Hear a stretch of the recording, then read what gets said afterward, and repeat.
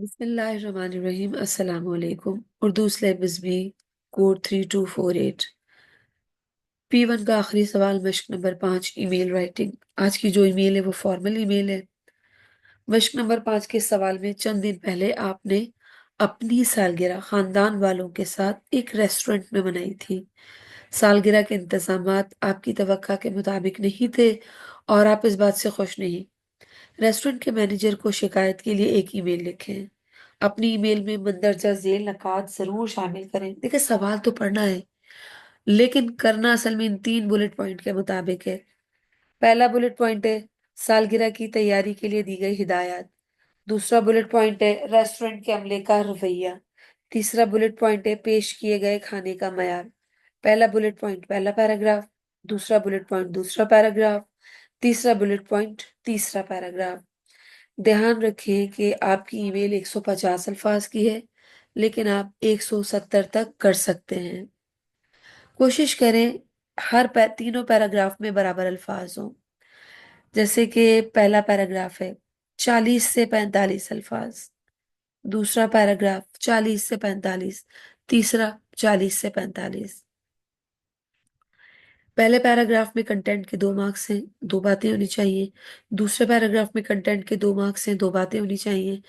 तीसरे पैराग्राफ में कंटेंट के 2 मार्क्स हैं तो 2 ही पॉइंट्स होने चाहिए। अब लैंग्वेज की तकसीम मेरे मुताबिक, मेरे ख्याल से ईमेल का आगाज 1 नंबर, ईमेल का अख्ताम 1 नंबर। पहला पैराग्राफ पहला बुलेट पॉइंट, लैंग्वेज के 2 मार्क्स। दूसरा पैराग्राफ दूसरा बुलेट पॉइंट, लैंग्वेज के 2 मार्क्स। तीसरा बुलेट पॉइंट तीसरा पैराग्राफ, लैंग्वेज के 2 मार्क्स। इस तरह से कुल मिलाकर लैंग्वेज के हो गए 8। अब आ जाते हैं कि इसको करना कैसे। सवाल के मुताबिक सबसे पहले आपको पता चल जाएगा फॉर्मल इनफॉर्मल, तो ये फॉर्मल है। आपने इस तरीके से न्यू मैसेज लिखना है। न्यू मैसेज लिखने के बाद आपने ऐसे बनाना है, ये जो साइन है आपने ये बनाना है। फिर टू, टू के बाद कॉमा, कॉमा के बाद ईमेल एड्रेस सवाल के मुताबिक होगा। रेस्टोरेंट का ईमेल एड्रेस मैंने लिखा है इस मैनेजर डॉट इस तरह करके, सारे स्मॉल लेटर्स होंगे ईमेल एड्रेस में। फिर इस तरह से सीसी और बीसीसी लिखना है। सीसी का मतलब आप एक वक्त में कितने लोगों को ईमेल कर रहे हैं सबको पता है। बीसीसी का मतलब है कि आप एक वक्त में जितने लोगों को भी ईमेल कर रहे हैं वो सब एक दूसरे के बारे में नहीं जानते। सब्जेक्ट टू के बाद ईमेल एड्रेस के बाद होना जरूरी है। लफ्ज सब्जेक्ट तो इंग्लिश में लिखा जाएगा लेकिन 2 डॉट लगाकर, जो सब्जेक्ट है वो खराब सर्विस मैंने इस ईमेल के मुताबिक मुंतखब किया है, इसे उर्दू में लिखेंगे। अब हमें ईमेल लिखनी किसको है, तो मैनेजर को, मोहतरम मैनेजर साहब। उसके बाद अल आदाब आ जाएंगे, अस्सलाम वालेकुम। अस्सलाम वालेकुम के बाद एक लाइन छोड़कर आपने लिखना है आज की ईमेल लिखने का मकसद।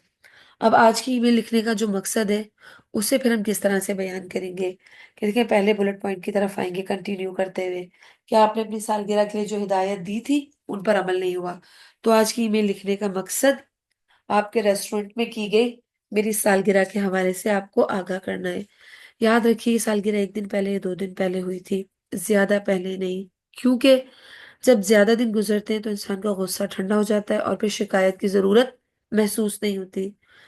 इस पैराग्राफ में आप ये बताएंगे कि निहायत अफसोस की बात है कि मेरे सालगिरह के लिए जो दी गई हिदायत हैं उनमें से कुछ अहम बातों पर अमल नहीं किया गया था। अब वो अहम बातें क्या होंगी?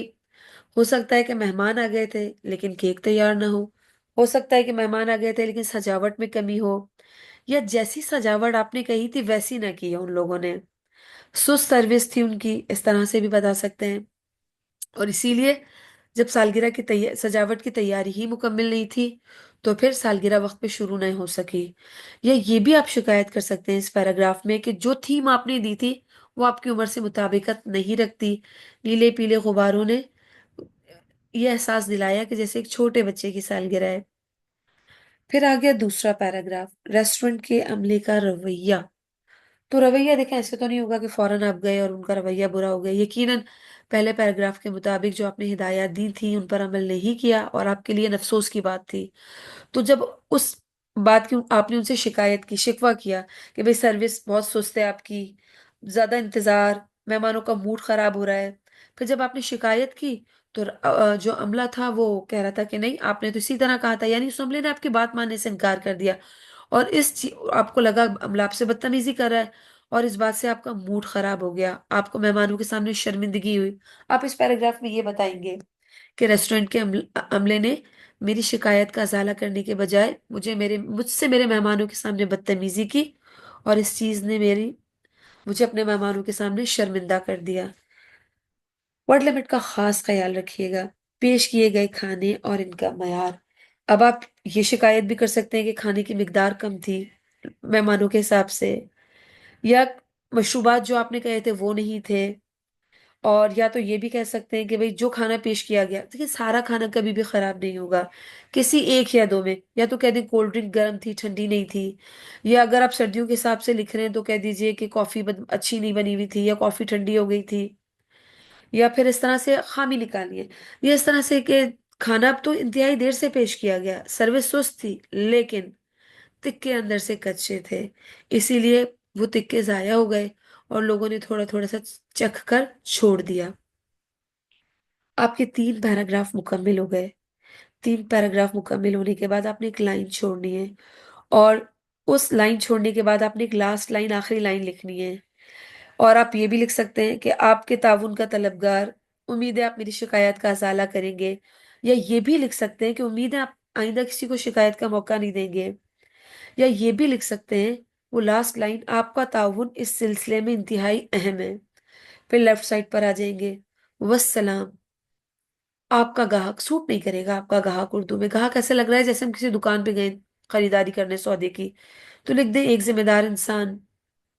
یا یہ بھی لکھ سکتے ہیں اگر سمجھ میں نہیں آ رہا، آپ کا مخلص، لڑکیاں لکھ سکتی ہیں آپ کی مخلصہ، آپ کی خیر خواہ، آپ کا خیر خواہ، یا ایک ذمہ دار انسان، اس طرح سے لکھیں۔ آپ کا گاہک لکھنا چاہیں یا آپ کی گاہک لکھنا چاہیں تو وہ بھی لکھ سکتے ہیں، لیکن مجھے سوٹیبل لفظ گاہک یہاں نہیں لگ رہا۔ اب آپ کی ای میل مکمل ہوئی۔ اب جب بھی ای میل لکھیں یہ دھیان رکھیں، اپنے پہلے پیراگراف کو لکھنے کے بعد پڑھ لیں، کوئی غلطی ہے خود درست کریں، ایگزامینر کو نمبر کاٹنے کا موقع ہرگز نہیں دینا۔ اچھا ایک بات ہے کہ جی اس میں ایڈیمز ڈالنے چاہیے، تو جب آپ ان کی مارکنگ اسکیم کو غور سے پڑھیں گے جہاں پر انہوں نے انسٹرکشنز دی ہیں کہ کس حساب سے وہ لیول 1 لیول 2 پہ لے کے جا رہے ہیں، آپ کو 3 اور 4 پہ، یا کس طرح سے وہ آپ کی چیکنگ کر رہے ہیں، تو اس میں آپ یہ دیکھیں گے کہ لینگویج میں جہاں پر لینگویج کی جو ڈیمانڈ انہوں نے پیش کی ہے اس میں ایڈیمز ورڈ موجود نہیں ہے، تو محاورات کے استعمال کی ہرگز ہرگز ضرورت نہیں ہے۔ امید ہے یہ میل آپ کو سمجھ میں آ گئی ہوگی اور آپ اسے انشاءاللہ انتہائی آسانی کے ساتھ کر لیں گے۔ اللہ حافظ۔